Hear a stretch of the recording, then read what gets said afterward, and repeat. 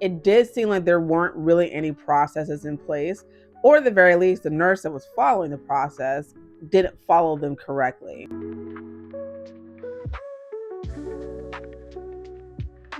Hi, welcome back to my channel. If you are new here, thank you for stopping by. If you're someone that's returning, thank you for coming back.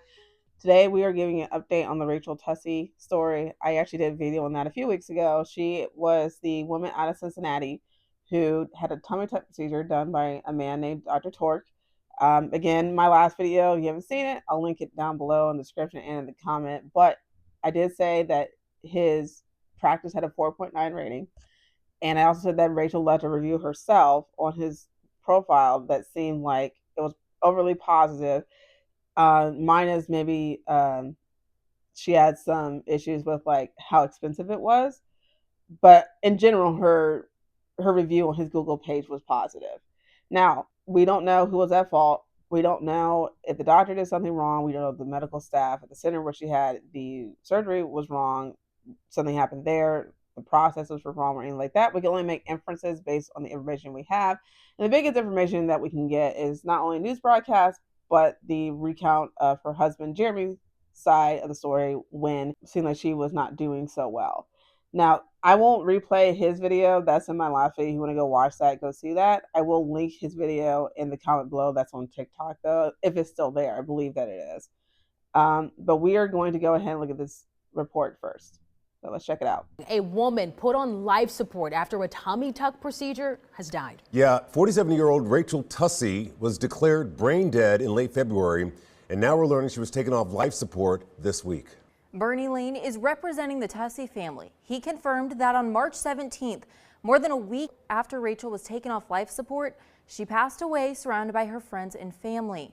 Lane says he is conducting a full and thorough investigation, documenting her mommy makeover, commonly known as a tummy tuck. In the weeks before her surgery, she talked about the procedure on TikTok, seeking advice from women who'd had it and offering guidance to others considering it. I am really excited. I'm really nervous. It's taken a long time to get here. I am training for this like a marathon. Days after the surgery, Rachel's husband, Jeremy Tussey, posted a TikTok to her account with a heartbreaking update. Jeremy says after the surgery, she was responsive, but later, after the doctor had left, he realized something was wrong. Her face had lost color. Bernie Lane, the family's attorney, sent us this statement saying Rachel suffered a permanent brain injury on February 25th, and on March 17th, she passed away surrounded by her family. In the statement, Lane says, quote, "At this time, we will not comment on any aspect of culpability or liability in this matter, but instead, we will focus on providing full support to Rachel Tussey's family." That statement is pretty typical of an attorney. That makes sense that he wouldn't comment on that because he doesn't know. Legally, like, they don't know. It's very possible that what happened to her could not have been prevented if doctor was there or not, whether he went home or not. That's very possible.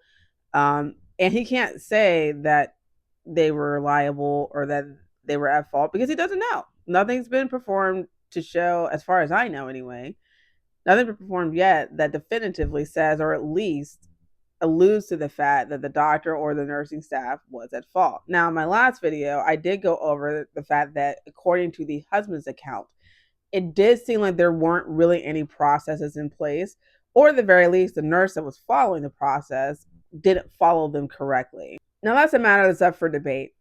I think some of my comments didn't necessarily agree. There were some people, well, there was one person in particular that didn't seem like they agreed with me, but most people seemed like they did. But based on his account, it sounded like the nurse that was in her room was not confident in what she was doing. To me, based on his account, because I can't base it on anything else. I didn't say anything else. But the fact that he had to jump in and like hold her head, and then he had to tell the nurse, like, this is your wheelhouse, I don't know what to do. And the other nurse that was in the room was running back and asking another nurse, what should she do? And they didn't find another doctor. If there was one, doesn't sound like there was one around. That tells me they were not following the process, or if there was a process, which there probably was, they didn't know what it was. To me. Y'all make your own opinion. That's what I think. Dr. Shiar Torque confirmed he was the surgeon who performed Rachel's mommy makeover.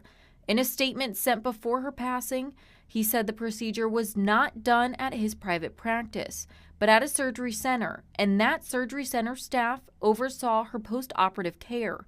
He added, in part, quote, Rachel's surgery was completed successfully and without complications. Rachel was extubated and transferred to the recovery unit in excellent condition, where I personally updated Rachel's husband and brought him to her bedside.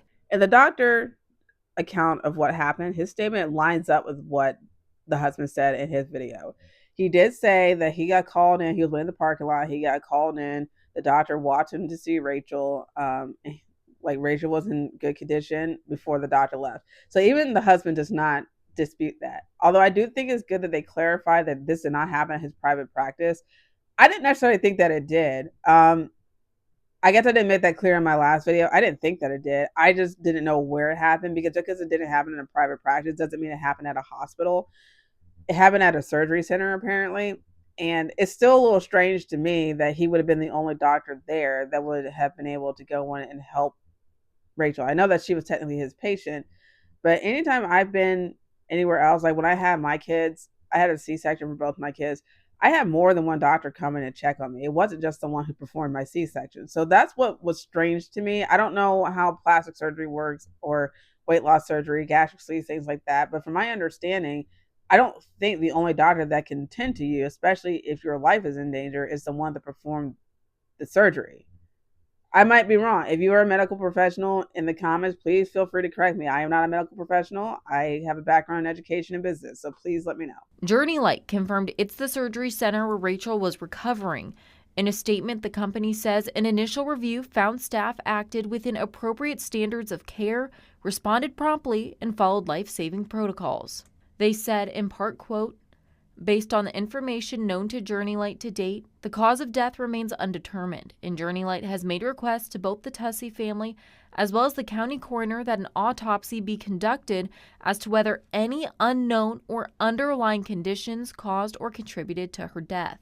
Now, that statement for Journey Light is the one that kind of has me raising my eyebrows. Based on the husband's account, it really didn't sound like that nurse followed any type of procedure or process that she should have followed, or if she did, she followed it very poorly.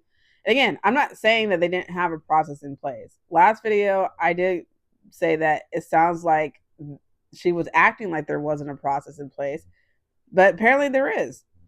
And I would be shocked if there wasn't. It just didn't seem like she knew what it was, or maybe she panicked in the moment. And I will admit, normally when you think of something going wrong in a surgery, you think more like heart surgeries or brain surgeries or surgeries to remove cancer, something like that. You don't necessarily think of something like plastic surgery, like a tummy tuck or a facelift or anything like that, because it's just so uncommon for it to happen in surgeries like that. But I don't believe Journey Light's position that everything was followed correctly and the staff did what they were supposed to do. I believe the staff maybe told Journey Light this. I believe maybe the nurse or the nurse that helped her and the ones that were in the room, I believe that they gave the account that they follow all the procedures correctly, but based on the husband's account, and he was in the room, he was watching them do this, it doesn't sound like that was the case.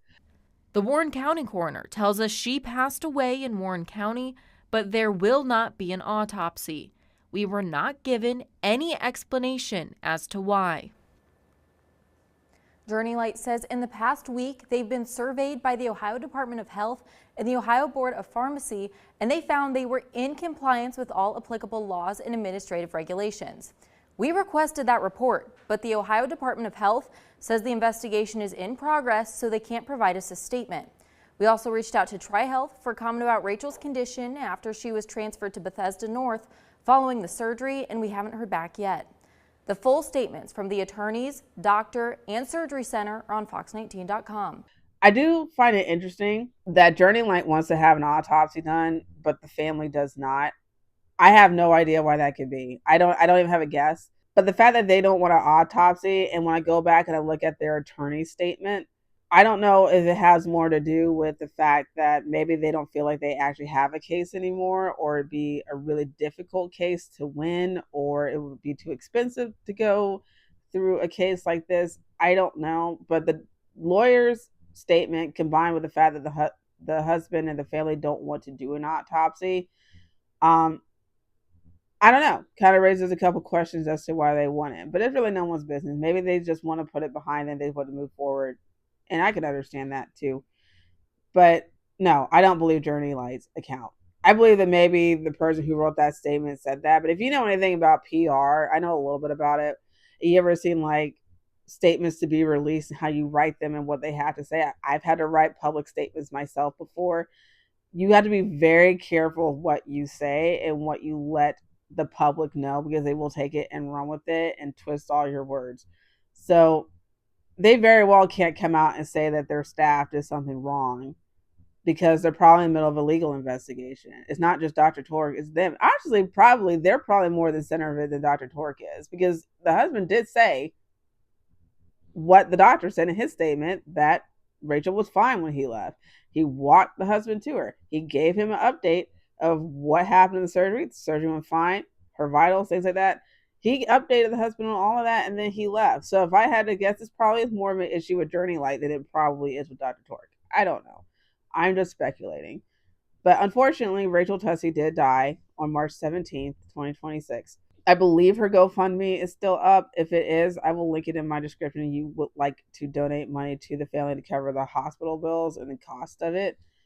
But it really is kind of a sad update. There was someone in my comment, like a couple people in my last video, talking about how this is what happens when you do things out of vanity. And I don't necessarily think that's the case. I think a lot of us do things out of vanity. I don't think there's anything wrong with her wanting to feel better about herself, maybe change the way she looks a little bit, like maybe not being happy with her stomach or something like that. Personally, when I do something like that, the answer is no, for multiple reasons. The main one being that even though my body changed after having my two kids, I can say I do pretty much look the same. I'm actually a little different because I'm 30 pounds lighter than I was when I had my first child. So I wouldn't necessarily feel the need to do that, but I don't want to demonize plastic surgery. I think sometimes we see people getting plastic surgery done with these gigantic lips and these weird looking noses and these facelifts that look unnatural, BBL, stuff like that. And we have that in our mind. But what she was getting done, I don't think falls under something like that. So like, was it out of vanity? I guess in the sense that she wants to look better, sure. But who doesn't want to look better? Who doesn't want to feel good about themselves? I'm not going to demonize her for wanting to do something for herself. That's a little ridiculous.